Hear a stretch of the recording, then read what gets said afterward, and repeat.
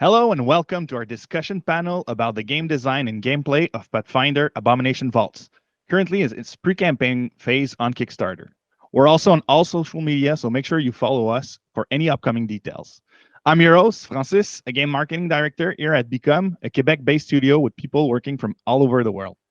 If you have any questions during the panel, we'll have team member in the chat to answer any questions you can have.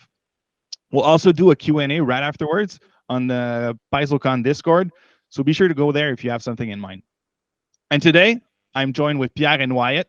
Hey guys, I'll let you introduce yourselves. Sure. So, hi Francis, and hi everyone. I'm Pierre. I'm an executive producer at Become Studios. I joined the team 4 years ago, but I've been working as a producer for 23 years as a game producer. And I have to admit something to you guys. I love working on this project. I really love it. The vibe is incredible. The team is extremely motivated. It's been like I can't remember a production like that in the past. So I'm very happy to talk about that with you today. And that's it. I think it's going to be an amazing project. So I'm happy to discuss about that. And hi, I'm Wyatt Gray. I'm the creative director on Pathfinder Abomination Vaults and a longtime fan and player of both first and second edition Pathfinder. Nice. So let's jump right in. In a nutshell, what is Pathfinder Abomination Vault? So Pathfinder Abomination Vaults is a hack and slash action RPG based on the amazing second edition Pathfinder role-playing game. Our game is based on the famous tabletop adventure path of the same name. Players lead iconic Pathfinder heroes into the endless depths beneath Gauntlight Keep and battle through hordes of deadly monsters and abominations to reach the powerful banshee sorceress Belcorra Haruvex and put an end to her evil plans. And what platform can we expect the game to be on? We plan to release on Steam first, and we'll see about other platforms. To be honest, we would love to see that game on consoles as well. The future will tell. We are currently on Kickstarter, so the campaign will launch very, very soon. So be sure to hit the notify me button so that you know right away when the campaign starts. We know a lot of fans had tons of questions, so let's go right away. First of all, Wyatt, can you tell us more about the setting of the game? What are Gauntlight Keep and the Abomination Vaults? Yeah, so keeping it kind of high level because there's a huge story to get into. But 500 years ago, the powerful sorceress Belcorra Haruvex built Gauntlight Keep as her base of operations from which to raise an evil horde to enact her revenge against the nearby city of Absalom. But brave heroes battled into Gauntlight Keep and slew Belcorra.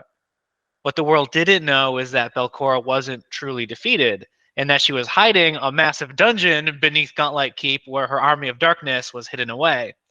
500 years approximately have passed, and now the magical light atop Gauntlight Keep has begun to shine again. So our four heroes, our new heroes, have arrived, each with their own reasons to enter the keep and face its dangers, and to help investigate Belcorra's return. Sounds awesome. And how is this implemented in a game setting? So Abomination Vaults is divided into 10 different sections. It's got everything from fiery prisons to ancient libraries full of undead cultists to coliseums full of monsters and evil temples full of ghosts. So there's a diversity of biomes hidden beneath Gauntlight Keep for players to discover. Nice. And can players expect to face different foes in each of those biomes? Yeah, absolutely. So each biome presents new foes, new hazards, and new abominations, which are the bosses, for the players to overcome. Everything from undead cultists to fiery fiends, horrifying monstrosities and abominations, and everything in between. And these different enemies have unique strengths and weaknesses. So players need to look out for that and adapt their strategy in order to improve their odds in each encounter. If I may add something about the bosses, because I love bosses, this game is all about abominations, right? So players will face down a wide range of bosses, and each of them is an opportunity to develop their skills. It's going to be most of the time quite difficult in the first step, and then you will tune your skills, and you will probably play with friends, invite people to play with you to defeat them, and all of them have very unique patterns, minion waves, weaknesses, resistance, and rhythm in the battle. So I'm sure you'll love the challenges. You'll love playing it solo or with friends. It's going to be a very great moments in the game when you fight and defeat those bosses. Nice. They sound intimidating, but super exciting. I was also wondering, are there any areas that's not a dungeon that player can find themselves? Great question. The answer is yes. Every party needs somewhere to rest between adventures, and the cozy village of Otari awaits our players, where they can catch their breath and upgrade their gear, take on quests, learn a little bit more about the world and the area, or just kick back at the tavern and grab an ale. The village also has space for the advanced shopkeepers that will be listed in our stretch goals on the Kickstarter page, such as the runesmith, the tailor, and the apothecary. I'm really excited to see if we can get those in. Each of these guys is ready to help the heroes overcome the odds and push ever deeper into the vaults. Nice. Thanks, Wyatt. On another note, can you tell me about the characters of the game? Sure. We plan to have 4 characters: Ezren, the wizard; Amuri, the barbarian; Kira, the cleric; and Husk, the ranger. But I'm sure Wade will want to discuss more about that. Yeah, so first of all, we've got these 4 iconic characters, each with their own class. And each of their advancement trees is really designed to give you different ways to customize that character and affect their playstyle. I'll talk probably a little bit more about that later, but Ezrin's got ways to tap into the different schools of magic. So you can build him more as a elemental blaster, or you could build him more as someone who transmutes and enchants to enhance his allies and weaken his foes. Or, for example, you could build him more as a conjurer who brings allies onto the battlefield. With Amiri, right, we've got different barbarian instincts that we like to explore. So you could grow her towards a dragon instinct where she gets some fire imbued attacks and some crazy dragon-like mobility. Or maybe you go for a giant instinct for that raw smashing power and endurance. Or maybe you tap into ancestral instinct for a more control-focused playstyle. Kira, the cleric, right? So clerics tend to be about protecting and healing their team. And Kira is amazing at that. But you could also build her. She's this priestess of the sun. So you can build her as sort of a ranged blaster who taps into the power of holy light and fire to destroy her enemies from afar. Or you could build her as a tanky frontliner with her scimitar and shield who can hold the front. So you have all of those options, or you could mix and match to build a hybrid between those roles. And then finally, Harsk the Ranger is deadly up close with his dual axes. You could lean into that, or you could be powerful from afar with that big crossbow, which is great for combo attacks with your teammates. Or you could tap into all of the Ranger utility that he has. So he's got some animal companions, tracking skills that can help you exploit the weaknesses of your enemies and make them vulnerable. So a lot of cool options for him as well. Personally, I love Amiri, but I was wondering, if you guys have any favorites in the lineup. I love Hera on my end. I love her background. Have a relationship with the rogue like Meriziel, of course, but moreover, what I love with her is that she always gives the opportunity of for redemption to their enemies, despite the fact that her family was slaughtered when she was a kid. So I love the background of the character, and on the gameplay side, I personally love the versatility of her skill set between supporting the team, healing the other heroes, and at the same time she can play in contact with weapons directly in contact. So depending on the situation, I personally think that she's great as adapting to many different situations. It would be my favorite.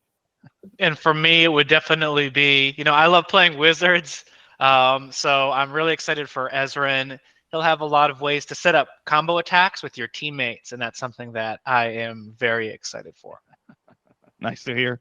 And will we see any other iconics at launch or as goals? At this time, we have those 4 iconics. At launch, we can we can give too much details about the campaign at this time, but stay tuned because there will be a lot of surprises.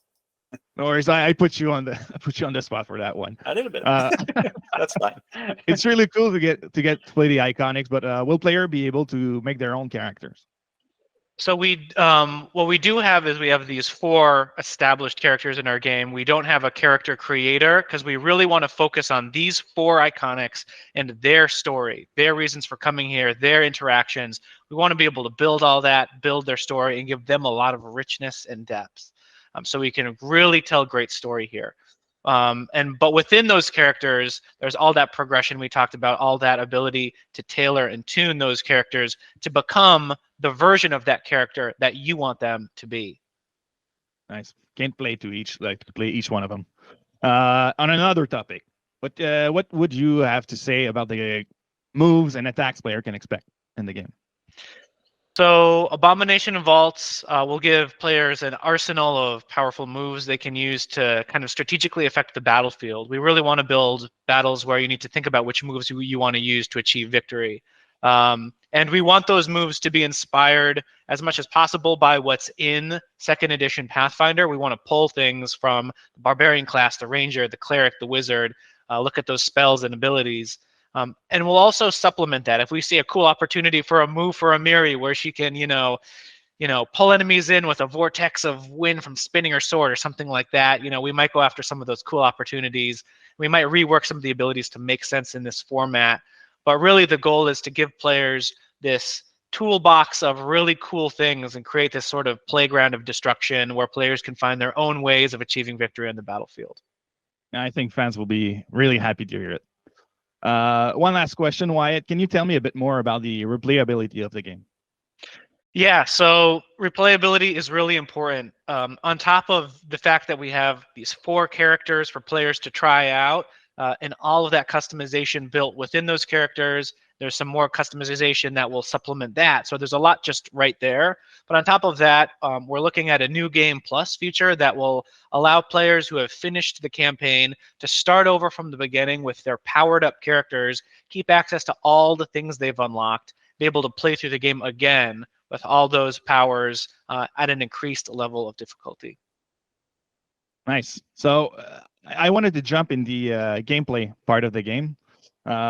You guys mentioned the Abomination Vaults is a hack and slash RPG, and we cannot ignore the comparison of other big games that are upcoming, like Diablo 4.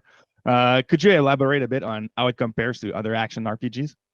Yeah, so the first thing I like to say is we are not trying to, make the next Diablo. We're not trying to compete with Diablo 4, and really, that wouldn't be the right thing to do with Pathfinder, and that wouldn't be the right thing to do with Abomination Vaults, right? So our vision is to make something that is smaller, more focused, tells a really focused story very vividly. So to us, that means things like building engaging characters that you really can see, develop and learn more about them. You stick with them. A focused adventure built around a single mega dungeon and getting that right, really bringing that to life. An emphasis on thoughtful and skillful play rather than grinding and farming. And what I mean there is when you get to an encounter, it's not just that you can just click or whatever and it goes away, but really each encounter is designed to maybe make you think a little bit, and the challenge will ramp up and you'll need to adjust your strategy. Maybe if you're playing co-op, talk to your buddies about how you want to get through this encounter. That's the kind of experiences that we would like to create. Handcrafted levels and environments, encounters for that thoughtfully designed and curated experience, and an emphasis on teamwork and cooperation. This is something that I think a lot of action RPGs totally leave on the sideline, which is that opportunity to support your teammates, save your teammate, boost their power, really feel like your role is meaningful in supporting that the sum is greater than its parts. And to have at the end of the day that tight experience designed to emphasize the combat, the encounters, and the story that we're working with. That's music to my ear. Really. I think fans will be really happy to hear that. And Pierre, next question for you. Sure. Will it be a multiplayer experience? Oh yeah. Oh yeah, it will be. You can play solo. You can play 2, 4, 3, whatever you want between 1 and 4, and the game will tune itself so that it's always challenging, but not too hard for a single player. Or if you're 2 players or 4 players, so there will be content for everyone, and it will be pleasant to play for whatever the amount of players you have. You can even start a game solo, and then after some time have friends jumping in. And I've been working on co-op games for actually a long time. The first game I was working on was a couch co-op game, and I love when you create that and you play test. Give the game to the first players, and they play together, and they laugh, and they're surprised, and they jump, and it's our main paycheck. It's what I'm thrilled about that. This is why I'm doing that job. To see that. Nice. But I wanted to really specify. You confirmed that it could be a solo experience too, right? You can play solo, or you can play multi. And do we need like a steady internet connection, or? No, not necessarily. You can play. You can get a game with you and play like any solo game on Steam, and you can connect to the internet and play with friends, or just play in the same room with friends as well. So I'm highlighting it. We could play offline, right? You can play offline. You can play offline for sure. Nice. And will this be like drop in, drop out multiplayer kind of game? Is it session based? Like, is it an arcade co-op? Do we have to decide if it's like a single player session or multiplayer session? Like, how do we begin? Sure. Each game. Yeah. I'll start to crack into some of those questions. So the first thing is, it's really frustrating when you're playing a co-op game, but someone's, you have to start your game over because you didn't start it with 3 players, and now your buddy can't join you, or someone's not the same level as you, so you guys can't play together. These are blockers, and our goal is to make sure that no matter what's going on, you can play with your friends if you want to. So the way that we're thinking about the handling of that drop in, drop out is, yes, we want players to be able to kind of jump in anytime into your save file. So whether you're playing with 1, 2, 3, or 4, your save file is ready to handle that. And the level of your party is tied to the save. It's tied to where you are in the adventure, and it's shared for everyone. So if you start playing, but we're level 5 and you want to jump in my adventure, okay, your character is level 5. So just put your feat selection in, put your gear on, you're Nice. good to go. Let's play, right? So that's the way that we want to handle it. We want it to be flexible. We want it to be easy to play with your friends, and we want you to invite your friends to jump right into your adventure, no matter where you are in the game. That's really good. And will it be crossplay? We're working on defining that kind of features. We don't have much details about that to share with you now at the moment, because the game is in development, right? So, but stay tuned for the updates. As soon as we have the information, we will share it with the community. Thanks, Pierre. And let's jump into the combat system. Wyatt, could you give some details about it? So combat is designed to feel powerful and rewarding while still celebrating some of that Pathfinder 2nd edition core through the abilities, the spells, and the playstyles of the classes and the monsters. We want encounters to be designed to encourage interaction and teamwork, with some characters specializing in maybe frontlining, others in disruption and control, others in protecting and supporting, others in range damage or close-up damage. So really putting that flexibility in there to, again, define your role, define your character to become the kind of character you want them to be, having that space to figure that out and play with that.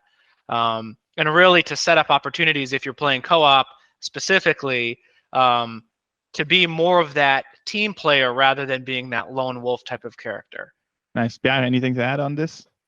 My favorite features of this game is all the combo effect system. I'm eager to to see players from outside of the company have become playing that. Let's give a couple of examples I have in mind. There is the one that you can see in the trailer, which is about spinning through a firewall to create a flame vortex, for instance. But we have obviously like a lot of such combo effect system, combo effects in the game design, the documentation. So, for instance, shooting a multi-shot of crossbow bolts through a freezing fog would create frost bolts, or casting lightning on a protective barrier would create electrified personal barrier that would protect you and that would shock nearby enemies. So things that you try, you would play with friends, and maybe sometimes you will say, okay, to your friend, that let's try that. Let's try that. I'm going to do that, and then you will discover the combos you can have between the different characters. And I think this is going to be a major feature of the game that people and fans of Pathfinder will really love. Yeah, I think so too. And talking about fans, I think that's another touchy subject. Like you talked about 2E, right? Like how does our experience translate into that 2E, and how does it feel like a Pathfinder game?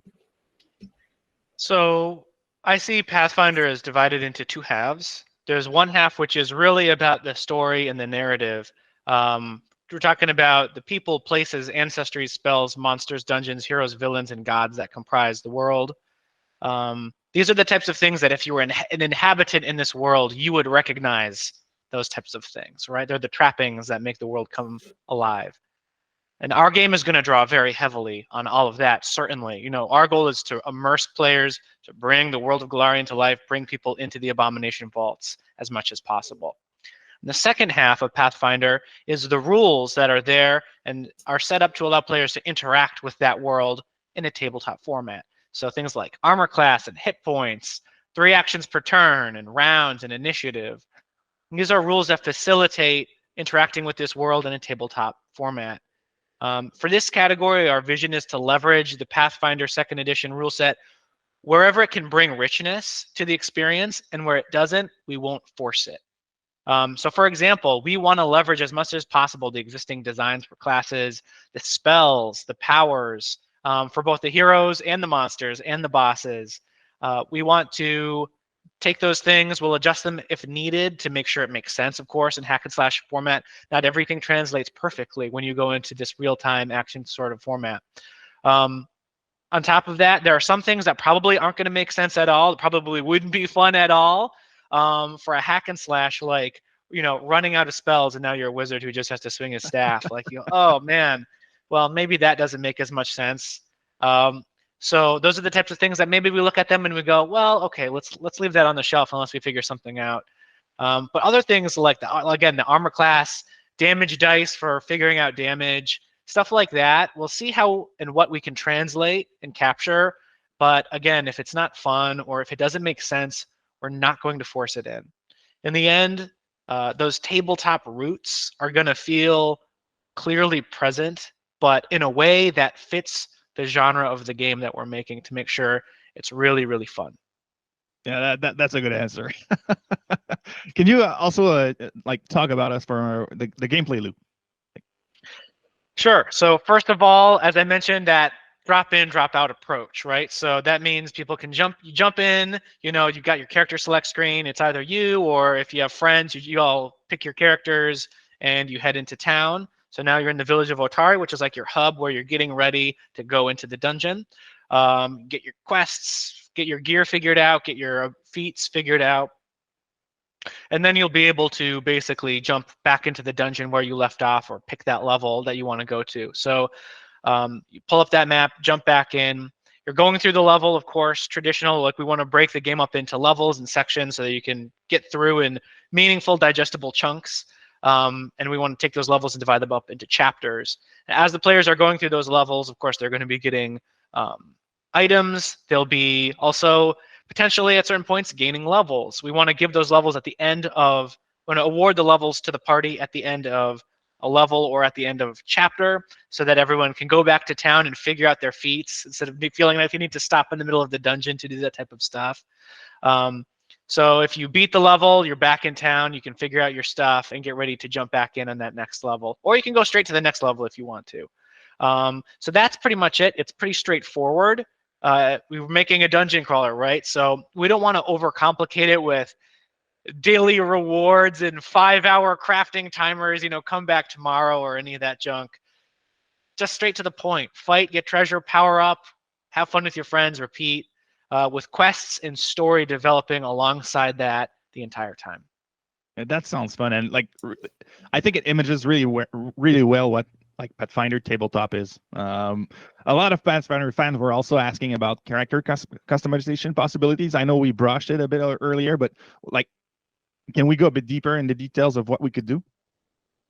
Yeah, so first of all, as we mentioned, we've got these 4 iconics to choose from. The current plan is that as players level up, they're earning feats, which is just like how it works in 2nd edition Pathfinder. What we're looking at right now is we'd like to translate how it works in Pathfinder 2nd edition over to how it would work in our game. So as you're leveling up, it would be great if you're getting different types of feats. So there's class feats, ancestry feats, skill feats. It would be great if we can find a way to transfer all of that over. Of course, some things are certainly going to need to be adjusted to make everything work, but overall, we want to give players that flexibility as they level up, but we might adjust it and smush it and rework it just a little bit to make sure that as you level up, you don't become overwhelmed with that number of options. We don't want someone to get to level 10 and have 50 options to choose from, where you're sitting down for a co-op session and your buddy's like, sorry, I need 2 hours to figure out the feat I'm going to take. So we might kind of say, all right, at this level you have this set of abilities. So we're going to look for ways to make sure that provides a great experience that also lets you keep moving forward and having fun.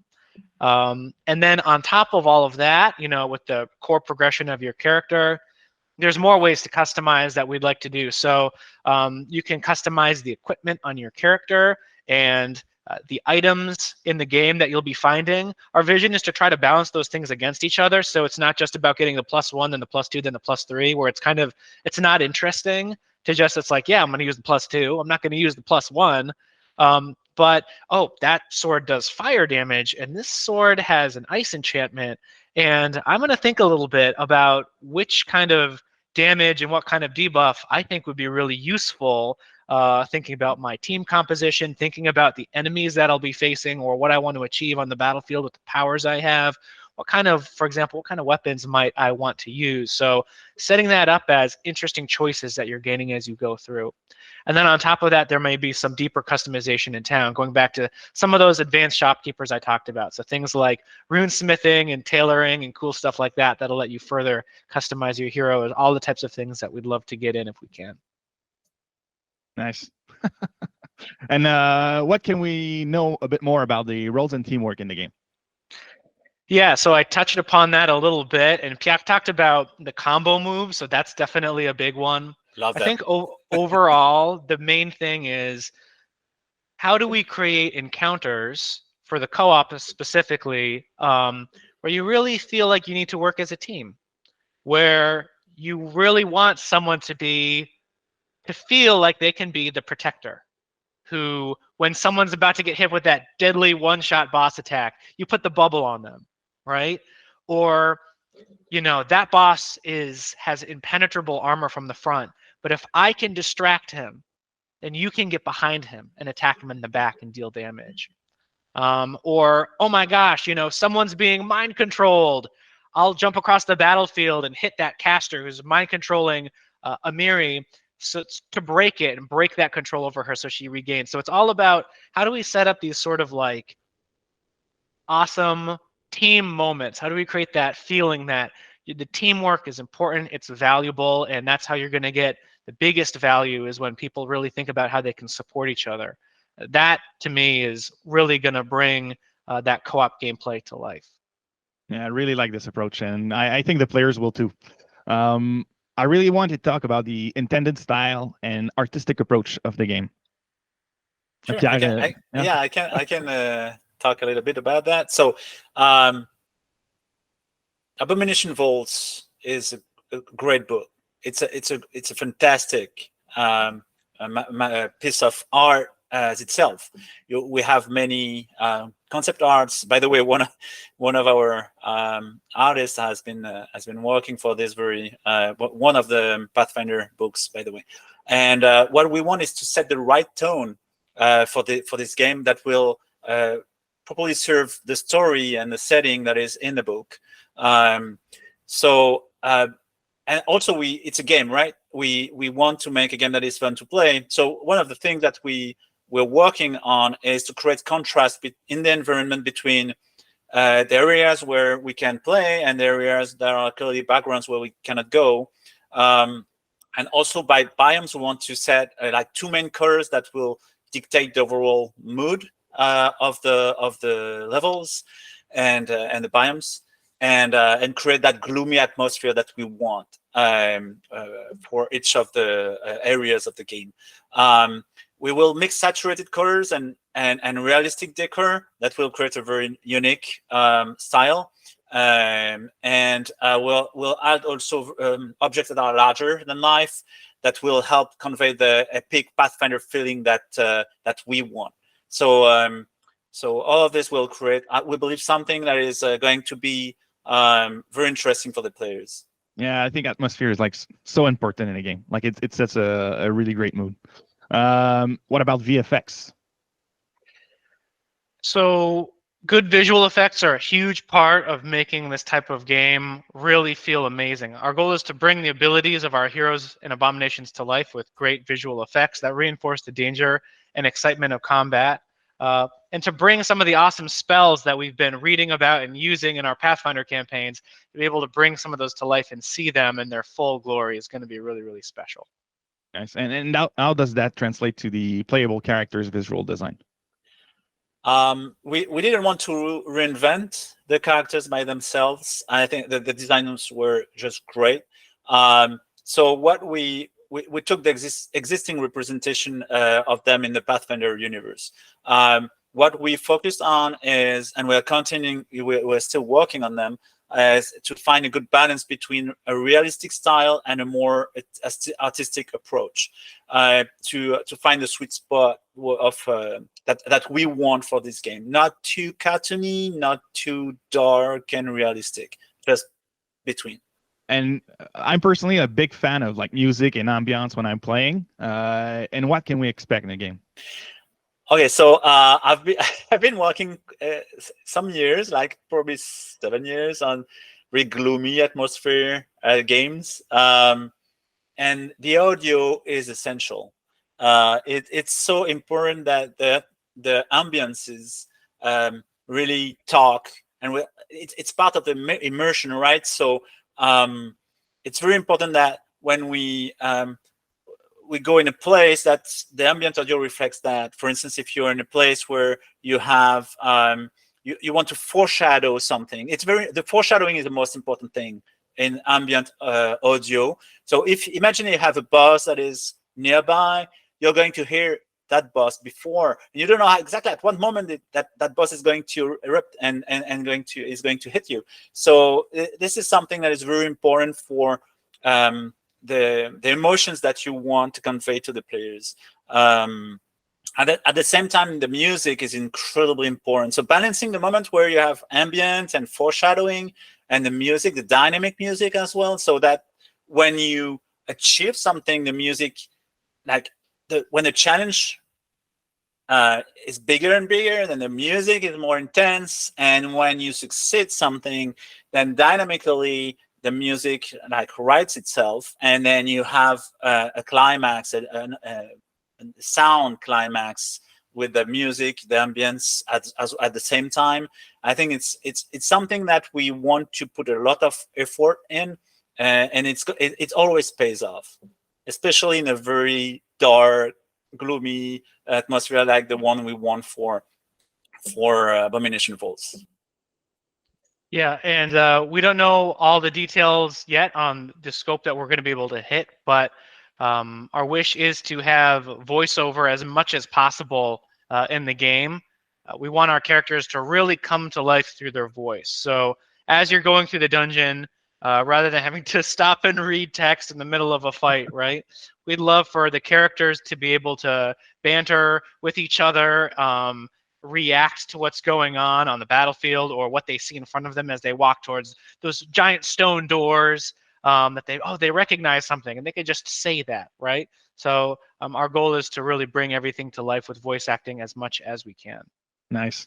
And I'd like to finish with a question some players may be asking themselves. Why are we on Kickstarter?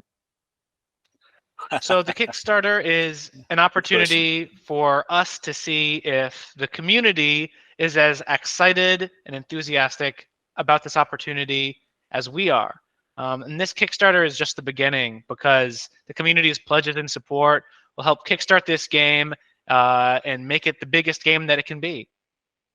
Yeah, for me, Francis, it's the very first time I'm actually working on a game where we have a Kickstarter campaign, and to me, it's quite frustrating when you're working on a game usually and you wait for like 1 year, 2 years before reaching your audience.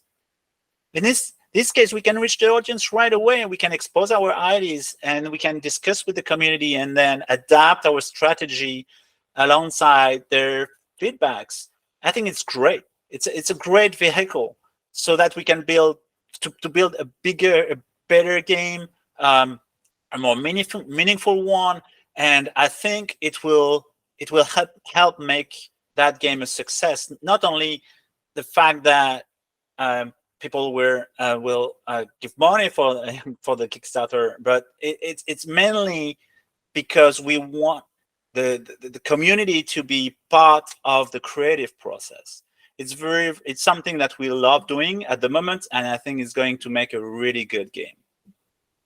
That's awesome. You guys were really, really great. And that's it for us. I know it ended abruptly, but you guys were really, really good. I think we answered a lot of questions that people had. For everyone that are listening, make sure you drop a follow on any social media. Thank you, Pierre and Wyatt. It was an awesome panel, and I'm sure the Pathfinder community is really happy to have participated here. Yeah, we're so happy to participate this PaizoCon this year. So I'm thrilled. Yeah, it's really fun to talk about the game and our vision. And please don't forget to hit the notify me button on the pre-campaign Kickstarter page for Abomination Vaults. And for those of you that wanted to talk a bit more to our team, we have a Q&A session on the PaizoCon Discord. Our team will be there for the next couple of minutes to answer a lot of questions. Don't spoil it too much. All right. Thanks, guys.